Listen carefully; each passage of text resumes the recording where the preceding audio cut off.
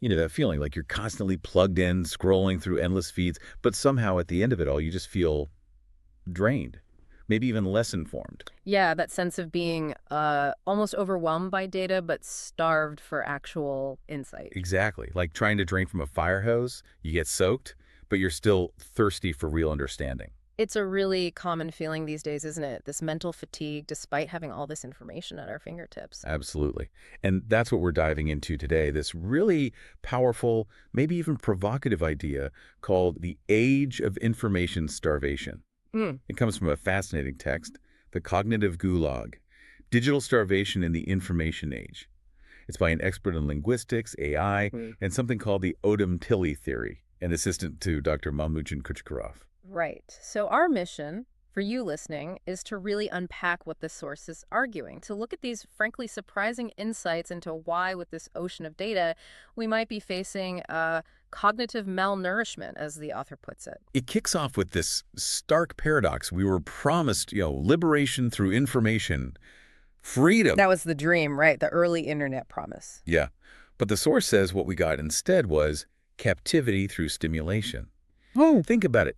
Billions of words, countless videos, nonstop voices. And yet, And yet, the author claims cognitive malnourishment is epidemic. Anxiety is rampant, meaning feels diluted. Real understanding, rare. How can that be with so much stuff available? well, here's the kicker claim. The more data we consume, the less we seem to know. Wow. And the author's very clear, this isn't some accident. It's either a design flaw in the system or worse, an intentional outcome. Okay, Yeah. that's a heavy starting point. Right. But let's get into it. The source uses this powerful metaphor, the saltwater paradox. Right. Picture someone lost at sea, surrounded by water, but dying of thirst. Yeah. The author applies that directly to us now. Our brains are saturated with content, just soaked in it, but parched of clarity. So the idea is just because it's information doesn't mean it helps. Exactly. Not all water hydrates. Not all information nourishes. That's the core. Just like drinking salt water dehydrates you, the claim is that polluted data dehydrates the mind. Polluted data. Hmm. What does that mean exactly? Well, it's presented as a neurocognitive reality. The source points to cognitive load theory. Okay, I've heard of that. Yeah, it basically says that too much irrelevant stuff, excessive stimuli, actually reduces your working memory, messes with your judgment, and just makes you mentally tired. So our brains have limits. Right. There's only so much meaningful data your brain can process in, let's say, one cycle. Everything else just becomes noise, background static. And that noise isn't just harmless static. No, according to this text, it builds up, it accumulates. And like the salt in seawater, it eventually becomes toxic. It actively harms your ability to think clearly. Toxic noise. That's quite a concept. It makes sense when you put it like that feeling of being mentally bogged down. hmm And this leads us to another really interesting concept. The author introduces the Omaha Principle. It tries to explain why more data can actually equal less meaning. Okay, the Omaha Principle, how does that work? It uses another metaphor, this time about nutrition. Imagine your brain needs, say, 1 kilogram of real cognitive nourishment each day. Good, solid information. Right, like mental food. Exactly. But your feed, social media, news sites, whatever, it delivers maybe 10 kilograms of, well, junk. Useless informational mass. What kind of junk? Things like emotional bait. Content designed purely to make you angry or scared. Rage bait. Click loops that lead nowhere. Empty rhetoric. Stuff with no substance. We definitely see a lot of that. We do. And the consequence, the source argues, is this kind of exponential malnutrition. Day 1, maybe half your attention gets diverted by this junk. Okay. Day 2, because you're already a bit overloaded, maybe you only absorb 25% of the good stuff you encounter. Day 3, it drops to 12.5%. Whoa, so you're consuming more and more, but getting less and less actual nourishment. Precisely. Your ability to absorb real knowledge plummets, even while you're constantly eating information. You're mentally starving despite the constant feed. So that's the Omaha Principle. That's the essence of it. In a system where, as the author puts it, quote, bad information grows exponentially and useful knowledge grows linearly or is even deliberately hidden, your intellectual immune system just collapses. It's not just that good info is hard to find, it's that the bad stuff actively crowds it out and grows faster. Exactly. It's like weeds taking over a garden. This really shifts the perspective. It's not just about finding the right information, it's about battling this overwhelming tide in junk. And critically, the source argues this isn't accidental. This brings us to behavioral architecture. Behavioral architecture sounds deliberate. It is. The author is adamant. The system is not passive. These platforms we use every day, social media, search, recommendations, they are not neutral tools. Okay, so what are they then? They are architects of perception. That's the phrase used. They are actively shaping how we see the world. What's their goal? Well, according to the text, they're built to optimize retention, reaction, predictability, keep you scrolling, make you react emotionally, and learn how to predict your behavior. So when I'm scrolling, I'm not really in control. The author puts it bluntly, you are not browsing, you are being trained. Trained. That Yeah. sounds unnerving. Trained for what? You're being nudged toward division, sedated with false certainty, kept in a state of constant low-grade fear or conflict, because that sustains the attention loops. That keeps you engaged. Fear and conflict keep you hooked. Yes. It's described as behavioral design at scale, a way of managing attention and perception across millions, billions of people. It's the Gulag idea, a prison for the mind, built from algorithms. Okay, this is where things get really specific So- and potentially controversial in the source. It asks this question: if there are tools that could help us understand this manipulation, understand our own minds better, why don't we hear about them? Right. Specifically, it asks, why is a theory like Odom Tilly never shown in your feed? Odom Tilly, you mentioned it earlier. What exactly is it supposed to be? According to the source, it's described as the first empirically grounded framework for how language emerged biologically. Okay. What does that mean in practice? It apparently reconnects sound to physical perception. It shows how basic sounds, phones carry embodied meaning even before we get to abstract symbols or words. Embodied meaning, meaning linked to our physical experience. Yes. And crucially, it argues that language is not arbitrary, which is a major departure from dominant theories like Chomsky's or Saussure's. Instead, it's grounded in evolutionary sensory patterns. So it connects language directly back to our biology and senses. That's the claim. The author calls it the missing link between neuroscience, linguistics, and AI. It's presented as a foundational way to understand how meaning itself works in the human mind, almost like the source code for language. The code behind all opinions. It's a powerful phrase used in the text. If it's so fundamental, why isn't it widely known? Why is it absent? The source has a clear answer. It's not just inconvenient, it is threatening to the current information system. Threatening. How? Well, several reasons are given. First, it breaks the monetizable model.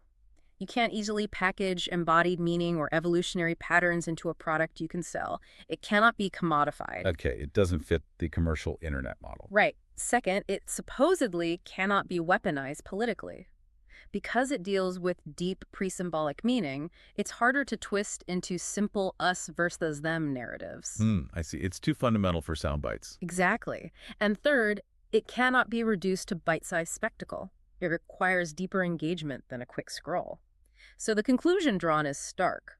It is buried, like all clean water in a polluted flood. Buried not by banning it, but by just making it invisible in the flood of other stuff. Precisely. This ties into the next point about systemic substitution, not old-school censorship. Right, so modern suppression isn't like book burnings. No.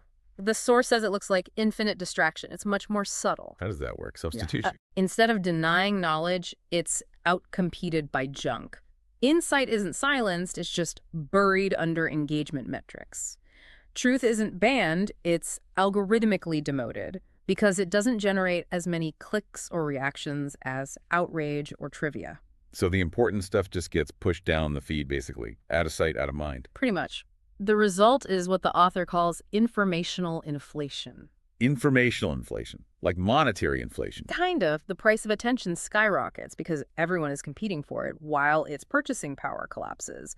You spend more time paying attention, but you get less real value, less understanding for it. And the scary part is, Most people never notice because they think scrolling is learning. oof, that hits close to home, I think, for many of us.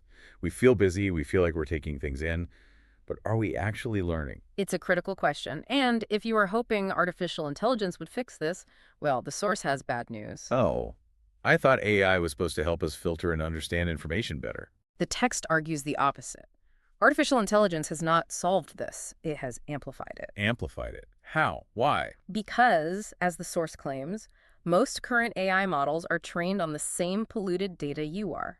They learn from that vast ocean of internet content, the good, the bad, the junk. So they learn our biases and the system's flaws. Exactly, except they do it on a planetary scale. And what do they often produce? Sanitized, average, low-friction text. Stuff that's safe for brands, easy to scale, profitable, Yeah. useless for cognitive awakening. It doesn't challenge you. It doesn't offer deep insight. It often just reflects the average, which might be mediocre or even wrong. So AI, in this view, is just making the problem worse, faster. The author argues the whole system with AI is evolving not toward truth. Instead, it's evolving toward total prediction, total control, and total trivialization, making everything predictable, controllable, and ultimately meaningless. Okay. Wow, this is quite the indictment. So if we're stuck in this cognitive gulag, being fed polluted data trained by algorithms with AI amplifying the noise, is there a way out? The source suggests there is, but it's not as simple as just logging off or deleting apps. You can't really unplug that easily. So what's the alternative? You must rewire how you perceive meaning. That's the core idea. You need to change the way you process information at a fundamental level. Rewire how you perceive meaning. How do you do that? And this is where Autumn Tilley comes back in. Not as an ideology, the source stresses, but as a cognitive toolset.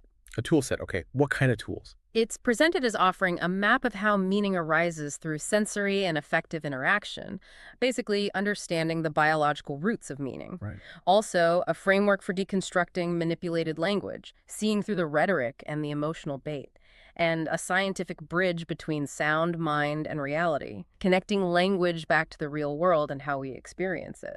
So it's not just more information, it's a different way of processing information, a lens to see through the noise. That seems to be the idea. As the source puts it, it's not another opinion, it's the code behind all opinion. The code behind opinion. And, adding that chilling note again, like all clean water, it is deliberately made scarce.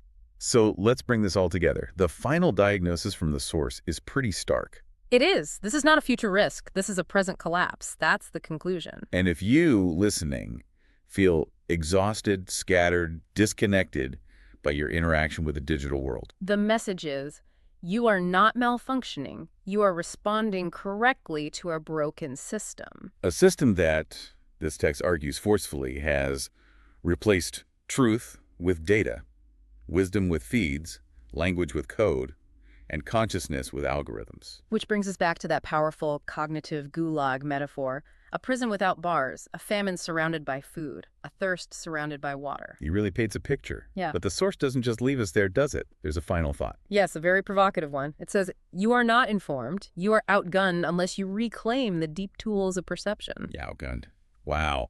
So the final thought for you, the listener, is really about that. What does reclaiming the deep tools of perception actually mean in your day-to-day life? How could understanding something like Autumn Tilley, this idea of the code behind opinions, how might that change the way you navigate the news, social media, everything? It's not just presented as a warning here, is it? Uh-huh. It's framed as, well, maybe a path out, a way to fight back against the noise if you're willing to look for those deeper tools. Makes you think.